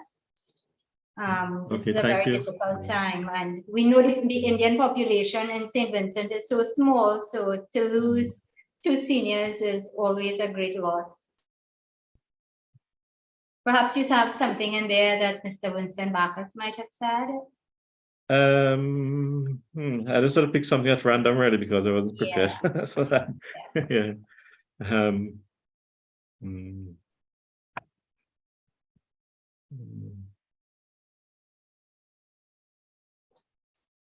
trying to get something interesting. But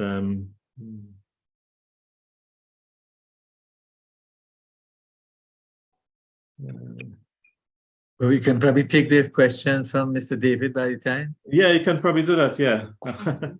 Well, you can get the book and you can see. You can get the book online. Just Google it. Yeah. Or Mrs. Tiwari, I think David's question was answered. Mrs. Tiwari, would you like to ask your question directly? Unmute.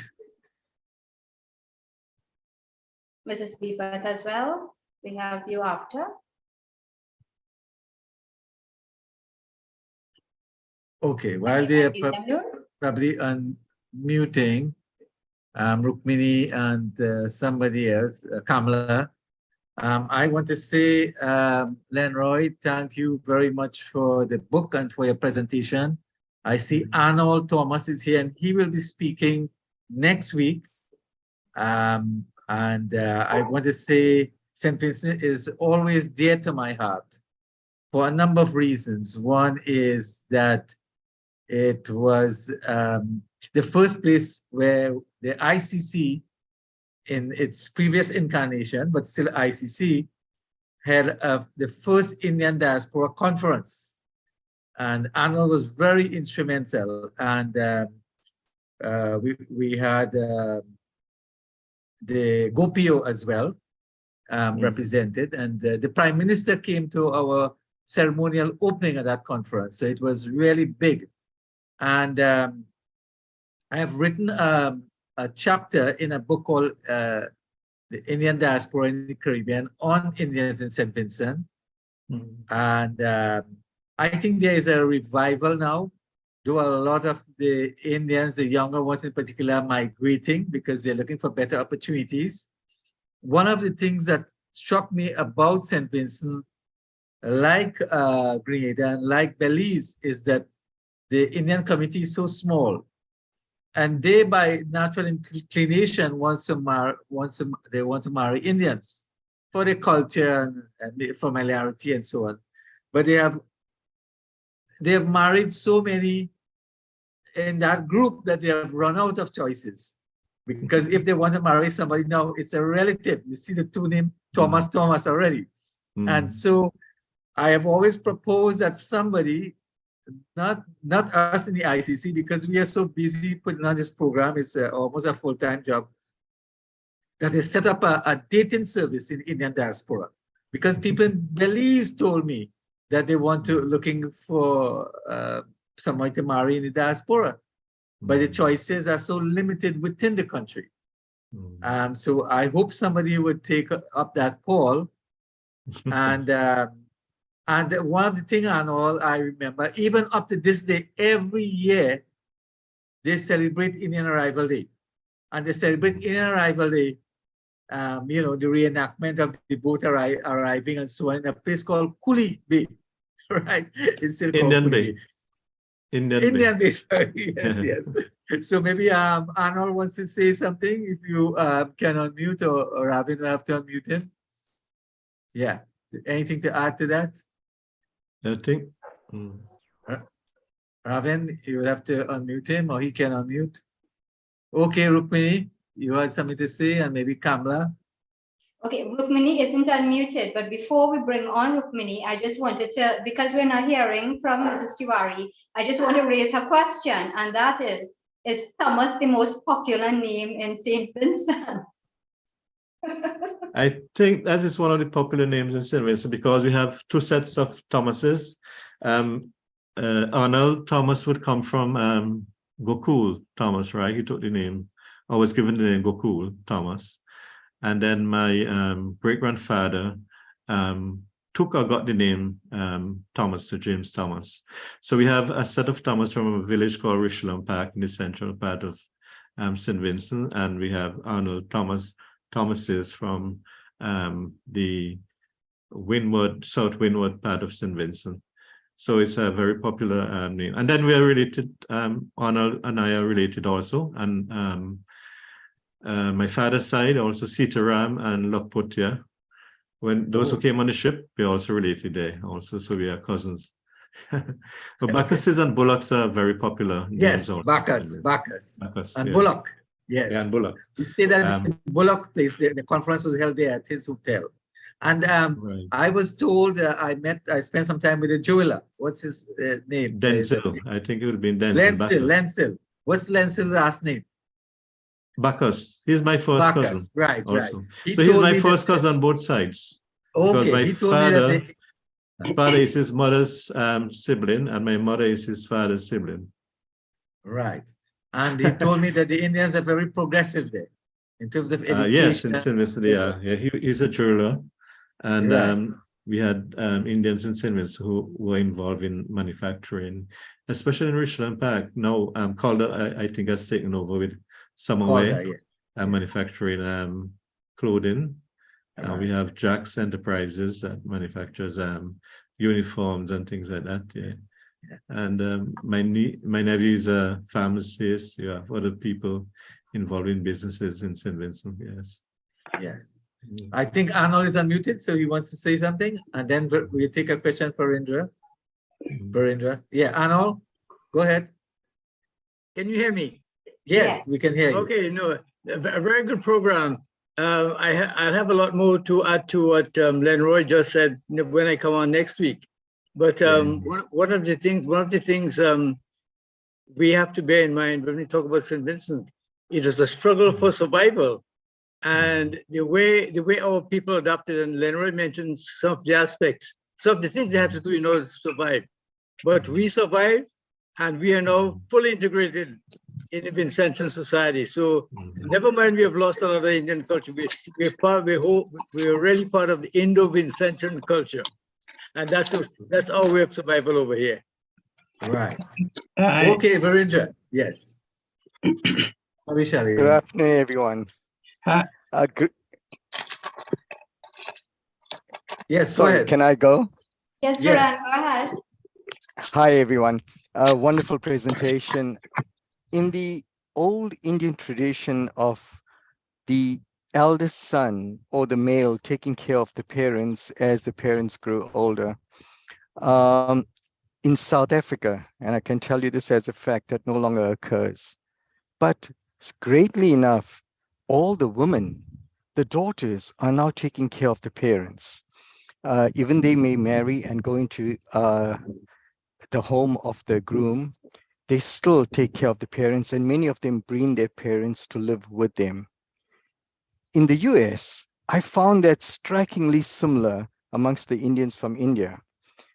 Those who don't bring their parents to live with them take care of them financially, I mean the women.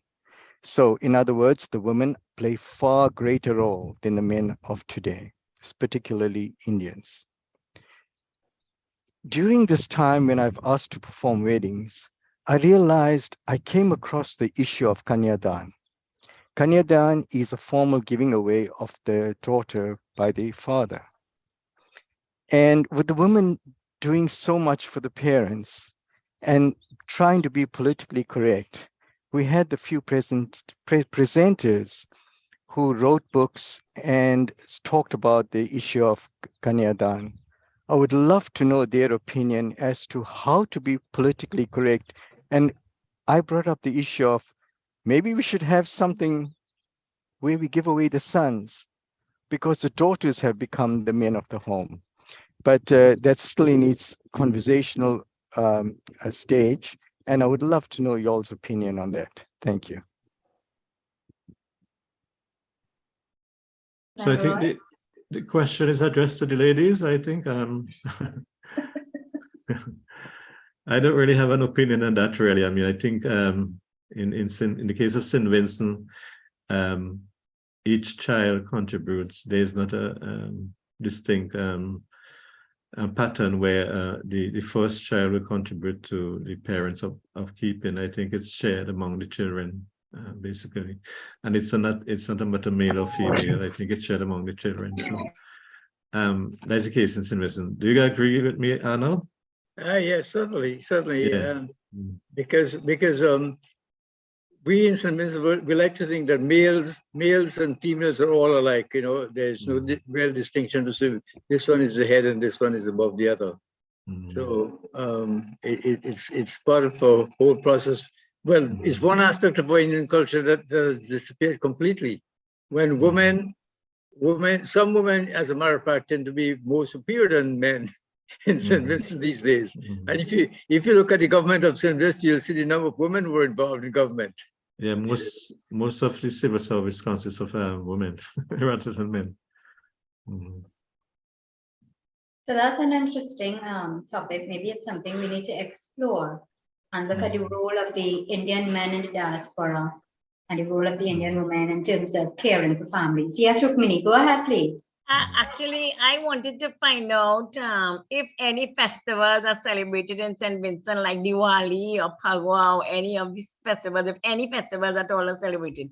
I know Kumarji said about the Indian Arrival Day celebrated in Indian Bay or something, but I'm talking about the other festivals, like how we do Diwali and we do Phagwa and we do other Indian festivals. Are there any such thing in St. Vincent? Yeah, in regards to the Gurmitas, the generation that came from the indentured servants, there isn't officially anything. Recently, there's been a celebration of Phagwa, but this was really among the Indians who came recently. I mean, Indian students were in St. Vincent studying to be medical doctors, and some of them are doctors. So they're into their Hindu religion. But for those who came as descendants of indented workers, we only would participate in something like that through a planned event to try to focus on that. You know, we might have a cultural show with assistance from Trinidad or some other place. You know, but it's not something that is generic now among the Indians in St. Vincent. Okay, I thought, you know, like how we do in Trinidad, you have house to house celebrating the Diwali, lighting diyas all over, and I thought probably you had anything like that. No. Okay. I'm not too sure if it's kept in Grenada or St. Lucia, but in St. Vincent, no. We had I think Anna might remember in the earlier days, you're older than me, Anna. When I remember when my grandfather died, Charlie Thomas in Richland Park, they dug a hole in a trench in the ground, and they had all these pots and where they were cooking and so on, you know. And I saw Arnold in Calder, the village of Calder, where Arnold is from. They were eating on some bush some time ago, you know. But I think those are like things that are deliberately done to try to revive the culture, but it's not there naturally. These celebrations are not there naturally. Yeah. Let me just briefly mention also, I hosted a radio program, when was it, in 2012, thereabouts. And one of the things I mentioned in that program was the were all the festivals that our people brought from India, but they're no longer celebrated, Diwali and Phagwan or things like that. So occasionally you'll find one or two. In fact, I personally got myself a good supply of what do you call those things to light up on my house. And once when I lit them up on my house, people thought I was walking Obia. Yes, but so no, this is Diwali. You know, this celebrating about the impact of light over that and kind of thing. So it's there. You know, we occasionally their programs I try to bring them back. All right, thank you very much for that. I think we need to move on. Though I would love to be able to address 2 more questions that we have for you all. But we're going to have Arnold come in next week to talk, and perhaps we will get some more insights into what happens in terms of Indian culture in St. Vincent at that occasion. Lenroy, I want to thank you so much for doing that excellent book and for highlighting Indian culture in the way that you have. Thank you. So, ladies and gentlemen, we have one more presentation, and this is Sylvia Gilhari Perez from Belize. She's the founder and president of the Coruscant Organization of East Indian Cultural Heritage. She is a cultural activist who will speak on the Indo-Belizean calendar that she spearheaded to publish. She has some other engagements today. So this too is a video, and let's see if we can go through this very quickly. Bravin?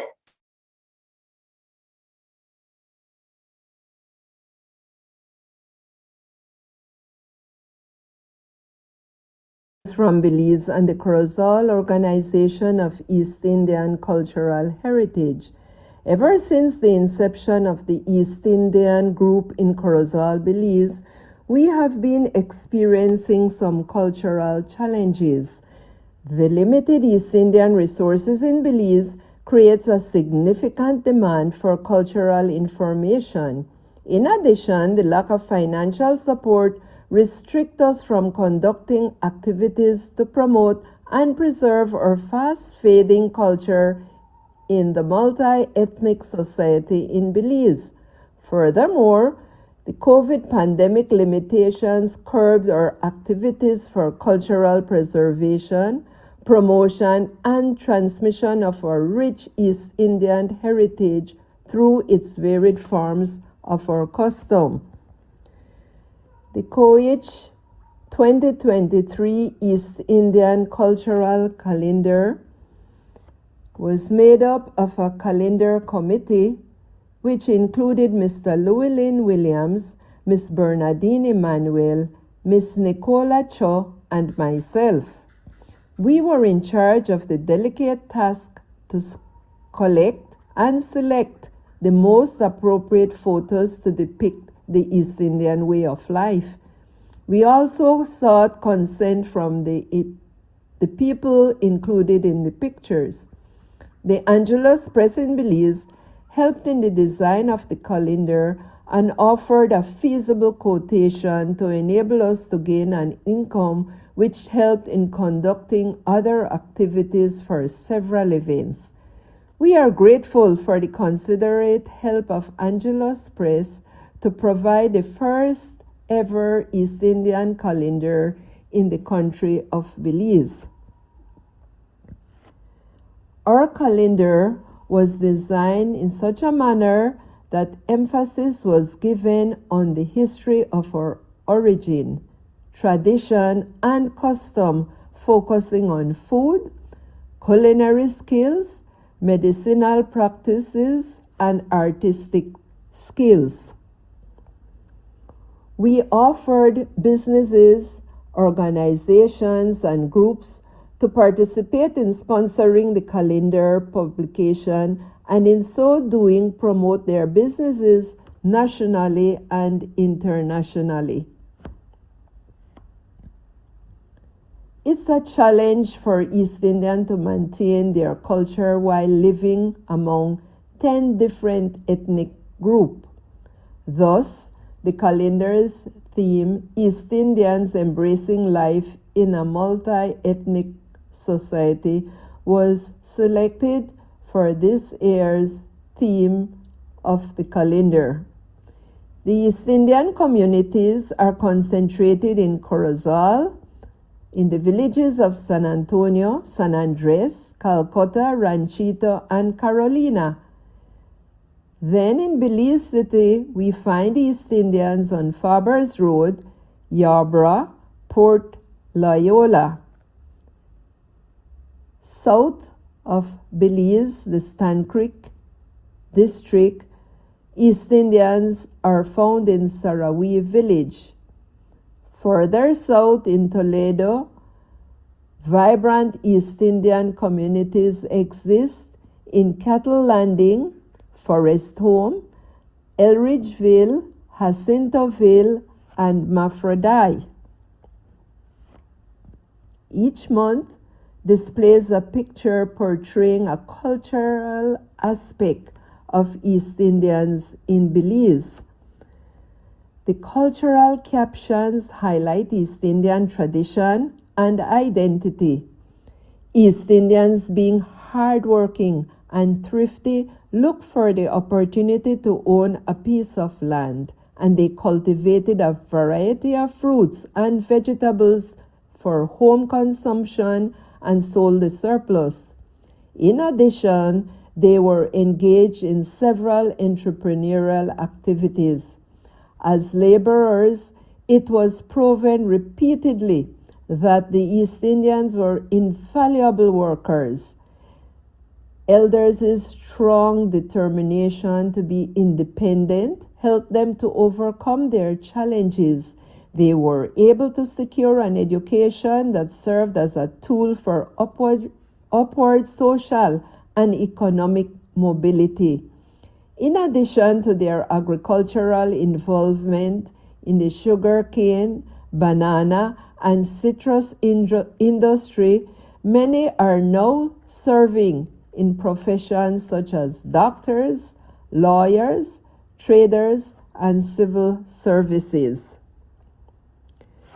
The information helps to fulfill the consistent request for information on common topics to depict various aspects of the customs and traditions of the East Indians who have added to the making of our nation in Belize.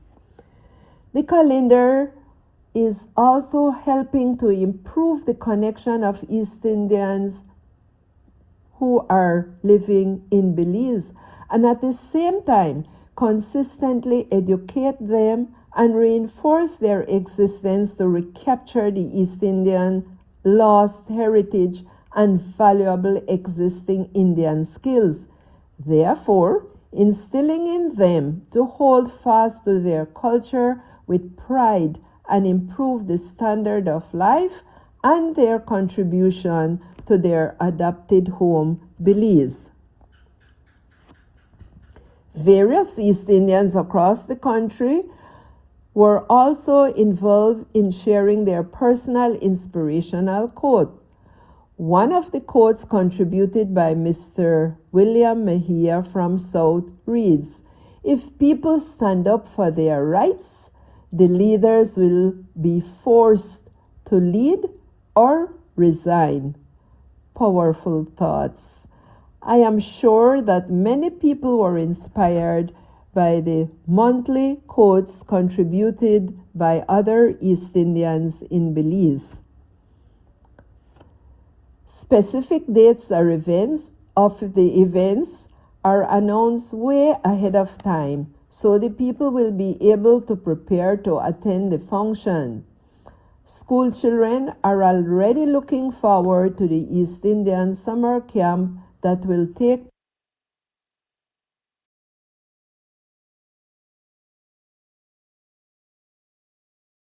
Well, I think the presentation was ended prematurely. She may have had a bit more to add, but I just want to say thank you very much for that, Sylvia. Unfortunately, she's not here, so we won't be able to pose any questions to her. And some of you all may say, well, okay, that's not a book, it's a calendar, but it's nevertheless a very important publication that we thought we would like to share with you all. We don't have a calendar like that, even in Trinidad and Tobago, where we do have such an extensive calendar of activities in the Indian community. So hats off to them in Belize in that very small Indian community. Congrats to you, Sylvia, and to all of the others who would have put that publication together. So ladies and gentlemen, at this point in time, I want to say thank you very much to all of our speakers today. I want to thank them so much for the work that they've done in documenting different aspects of Indian culture, life, and in preserving altogether for future generations. Let me remind you all that this meeting is being recorded live. It would be uploaded later after editing on YouTube permanently for posterity. Although those of you all who have been viewing on the YouTube channel are seeing mostly unedited programs, it will happen in due course. So we are also live streaming on the YouTube channel of the Indo-Caribbean Cultural Center, and I want to say hi to everyone on YouTube. Ladies and gentlemen, I want to thank you all for presenting and for participating today. So that's it for me. We'll now bring it to a close, and I give you back to Ashiria. Thank you. Thank you, Shalimar, for being such a wonderful moderator as always. Now to the audience, I want to remind you that we are still looking for more Indian elders over 80 years old to interview live next week for part 9 of this series. We are asking their children and grandchildren to help us in this oral history project. Thank you all for taking time to participate today. Thanks especially to the speakers. And as I have said before, this is a public meeting hosted by the Indo-Caribbean Cultural Center and the Amina Ghafoor Institute for the Study of Indentureship and its Legacies, led by Professor David Davidine. Feel free to contact the ICC to publish your books and reports. And remember, we are asking you kindly your suggestions as well as a donation. Please contact Dr. Mahabir for details about this. Thanks to the advisory and planning team led by Dr. Kumar Mahabir. Thanks to our IT manager behind the scenes, Ravin Ramsingh. He has been recording the program and will edit it and upload it to the website and YouTube permanently for posterity. Our topic next Sunday will be part 9, live conversations with Indian elders in the diaspora about their books. Please visit our YouTube channel to see all our past recordings. I'm Ashiria Amrud of the Netherlands saying goodbye. May God bless you all. Dhanyavad. Thanks to all of you.